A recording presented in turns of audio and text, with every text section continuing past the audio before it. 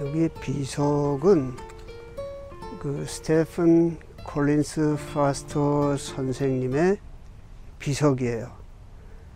미국 미녀의 아버지로 불리고요. 약 200여 곡의 흑인 연가를 지으신 그 분이에요. 이분이 젊어서 세상을 떠나셨습니다. 1826년에 세상에 태어나서 1864년에, 그러니까 약 38살의 나이에 세상을 떠났는데, 태어난 곳은 이곳 피츠버그, 그 강철의 도시입니다. 강철왕 카네기가 그 강철 산업을 석권을 한 그 장소가 여기 피츠버그예요. 여기 펜실베니아 주에서 태어나서 세상을 떠날 때는 세컨 애버뉴, 그 맨하튼 48가인가 그 정도에 거기에 병원이 있어요. 지금도 있는 병원이 있는데 그 병원에서 세상을 떠나셨습니다. 그래서 그 이후에 가족들이 여기에 매장을 했어요. 그래서 이 주변에 전부, 여기는 그 파스터 선생과 다 연관된 그 가정묘지들이에요. 파스터 선생이 미국 민요를 약 200여 곡을 작사 작곡을 해서 그 흑인들의 그 애환을 노래한 거예요. My Old Kentucky Home, 그리고 Old Black Joe, 그리고 오 수자나 그 노래도 들으면 엘라바마를 출발을 한 수자나의 보이프렌드가 말을 타고 가면서 그 무릎에 벤스를 올려놓고 그렇게 뚜벅뚜벅 그 수자나를 찾아서 가는데, 수자나는 루이지애나에 살았어요. 뉴올리언스 그 일대에 살았는데, 그러한 노래를 지으신 분이 이분이에요. 그리고 금발의 제니, 올드 블랙 조, 뭐 하여튼 수많은 그 곡을 지었어요. 저도 아는 노래 굉장히 많아요. 많이 불렀던 노래고, 여기에 오기 전에 꽃다발을 하나 준비를 해서 올까 그 생각을 했었어요. 그런데 오는 그 길이 너무 좀 밀렸어요. 그리고 좀 바쁜 마음에 그냥 여기에 왔습니다. 그래서 차 안에 냉장고에서 코카콜라를 한 캔 꺼내 왔어요. 그래서 콜라를 앞에 놓고 주문을 하기로 했습니다. 파스터 선생님은 요 묘지에 혼자만 묻혀 있습니다. 부인하고 같이 묻혀 있는 장소는 보이지 않아요. 이분의 그 플라이를 자세히 읽어봤더니 부인의 이름이 제인이었어요. 그래서 그 닉네임이 제니였습니다. 파스터 선생이 작사 작곡한 노래 금발의 제니는 와이프를 사랑하는 그 마음에서 지은 노래라고 그렇게 기록이 되어 있습니다. 그런데 와이프는 여기에 묻혀 있는 걸 찾지 못하겠어요. 어쩌면 그 이후에 재혼을 했을 수도 있어요. 서양 사람들은 뭐 배우자가 죽으면 바로바로 떠나버리는 이제 그러한 사례들이 많으니까 곳곳을 쭉 찾아봐도 보이지가 않아요. 제인 맥도웰 파스터 이렇게 돼 있어요. 파스터는 남편 성이니까 파스터가 됐는데, 그 뒤에 또 윌리가 있어요. 그러면 파스터 선생이 1864년, 한국으로 말하면 고종 제위 2년째 되는 해에 세상을 떠나셨는데, 그 이후에 금발의 제니는 그 윌리라고 하는 그 재혼한 남편과 사는 것으로 그렇게 추정이 되는 거예요. 그러니까 재혼을 한 것이 맞습니다. 그래서 여기에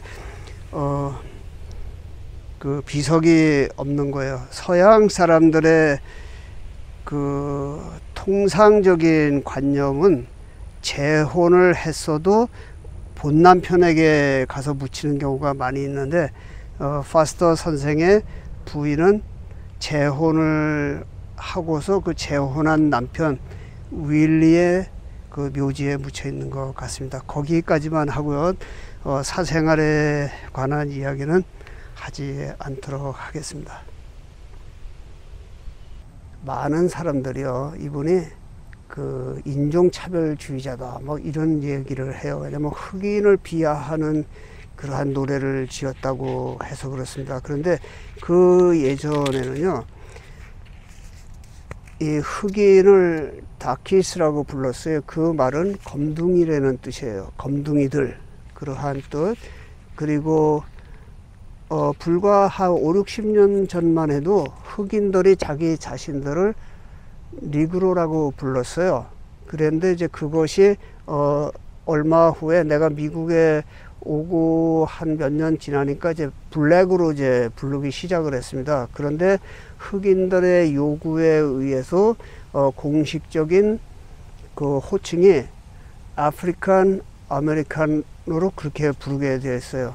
한국 사람을 코리안 아메리칸으로 부르듯이 이제 그렇게 돼 있단 말이죠.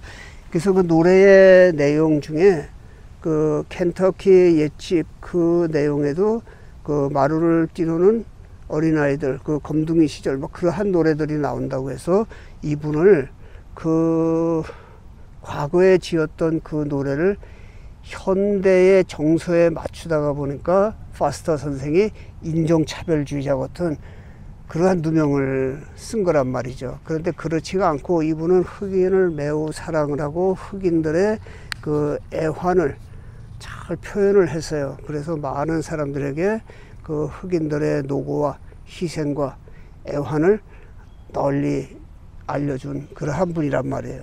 그래서 사람들이 모르면 이야기를 하질 않아야 되는데, 이 미국 사람들도 항상 그 루머를 그 조작해서 거기에서 인기를 얻어서 그것을 금전의 수익과 연결시키는 그러한 자들이 많이 있다. 이제 그러한 말씀이죠.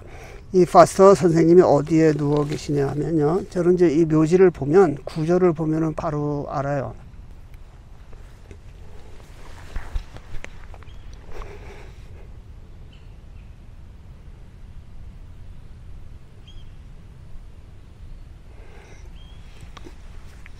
이렇게 누워 계시는 거예요. 땅속 깊이 6피트 그 속에 묻혀 계시는 거고요. 여기에서부터 요 아래까지 그 미국의 묘지의 표준적 길이는 7피트예요. 2m 10cm가 되는 거죠. 뉴욕의 많은 사람들이, 내가 예전에 그 제임스 주 모뉴멘트 그 회사를 운영을 했었습니다. 퀸스에서. 그리고 나중에 맨하탄으로 이전을 했는데, 그래서 많은 사람들이 내가 비석을 만드는 사람인 줄 알아요. 비석 그 비즈니스를 했지만 내 원래 직업은 잠시 후에 저쪽에서 보여드리겠습니다. 무엇을 만들었었는지.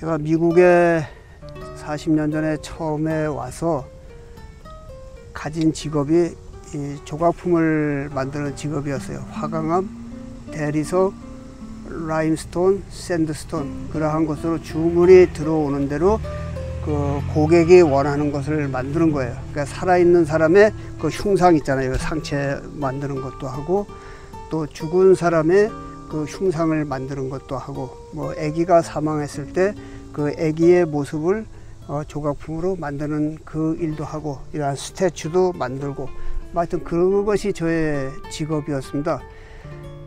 그리고 그 이후에 1999년에 퀸스에 그 모뉴멘트 샵을 제가 오픈을 했어요. 왜냐하면 그 브롱스에 근무하던 뉴욕시 전체에서 가장 큰 데니 그리스 모뉴멘트 회사에 근무를 했는데, 거기에서 그 비석을 만드는 것을 제가 이제 또 터득을 하게 됐어요. 직업이 조각가니까 그거 만드는 건 아무것도 아니죠.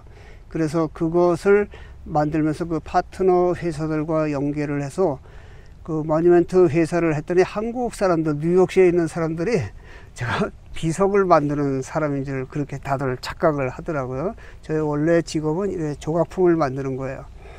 그리고 미국에 와서 가장 큰 조각품 만든 것은 요 스태츄의 한 3분의 2 정도 되는 그 비에타를 만들었어요. 예수 그리스도께서 십자가에 매달렸다가 나중에 죽어서 내려왔을 때 성모 마리아가 예수를 껴안고 슬피 우는 그 모습이에요. 그래서 그것이 주문이 들어왔는데 이 자재가 이게 화강석입니다. 많은 분들이 이런 걸 뭐 대리석이라고 하는데, 대리석은 하얗고 그 무지개색 무늬가 있는 연한 칼로다가도 푹푹 깎아지는 그게 대리석이고, 이것은 한국의 만장봉, 인수봉, 도봉산, 삼각산 그러한 곳에 있는 아주 그 단단한 재질의 돌이에요. 그래서 한국은 석조 그 문화가 그렇게 잘 발달되어 있지 않습니다. 왜냐면 이게 가공하기가 너무 어려워서요. 그 이탈리아나 유럽, 그리고 중동, 아프리카, 이집트 이러한 곳에서는 그 조각품들이 돌로 만든 것이 많은 그것은 샌드스톤이란 말이에요. 모래와 흙이 오랜 세월을 지나면서 비가 쏟아지고 또 마르고 쏟아지고 마르고 압착이 되고 한 가운데 그것이 바위처럼 만들어져서 그것을 샌드스톤이라고 부르기는 하지만 그 자체는 모래란 말이죠.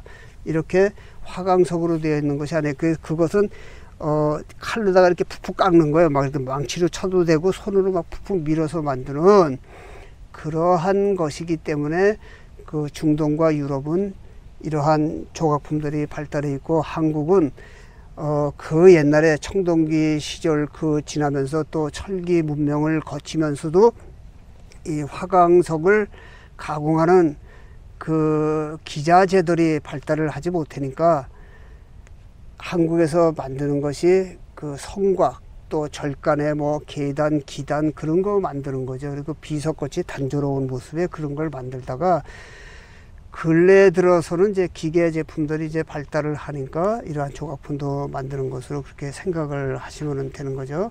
나는 평생의 직업이 조각가예요. 그냥 그림 그리고 조각하고 스케치하고 데상하는 그것이 직업이란 말이죠. 근데 이제 제 주변에 있는 많은 분들이 저 사람은 비석 만드는 사람이라고, 석수쟁이라고 그렇게들 이야기하더라고요. 한국 사람들의 이 마인드가 아주 단순하거든요.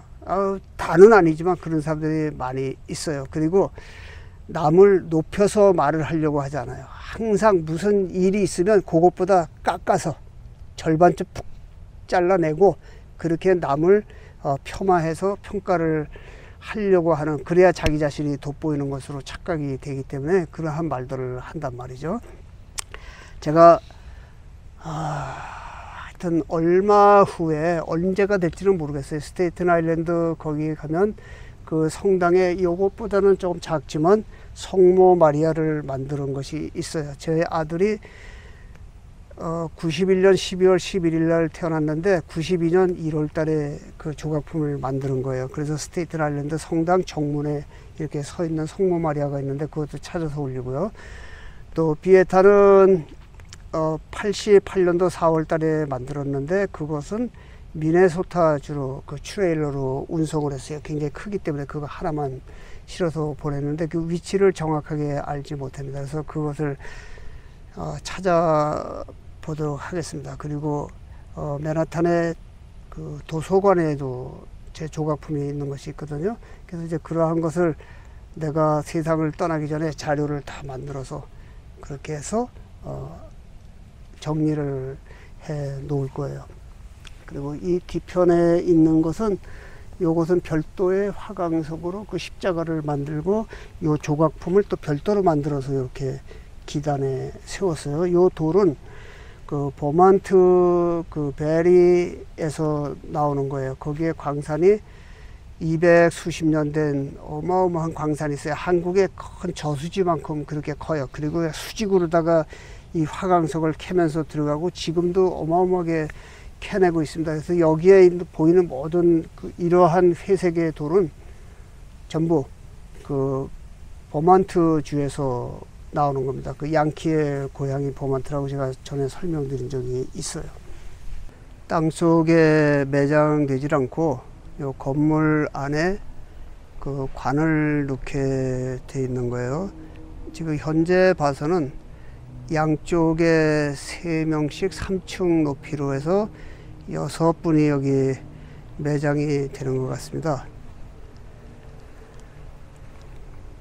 그래서 이 마솔리움은 이렇게 주변을 돌아보니까요, 가격이 이 묘지 터 값을 제외하고 이 건축물 가격만 35만 달러 정도 됩니다.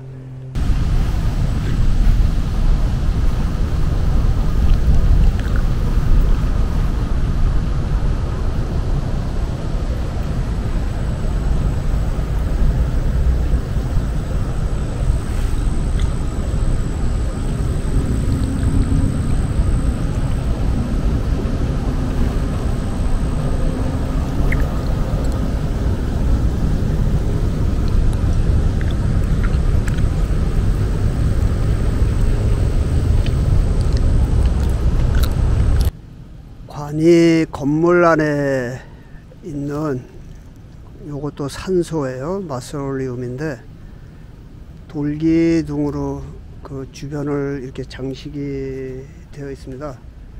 요곳에 지금 현재의 시세로 하면 130만 달러 정도, 그 정도 될 것으로 보입니다. 근데 오래전에 만든 거죠. 그 옛날에요.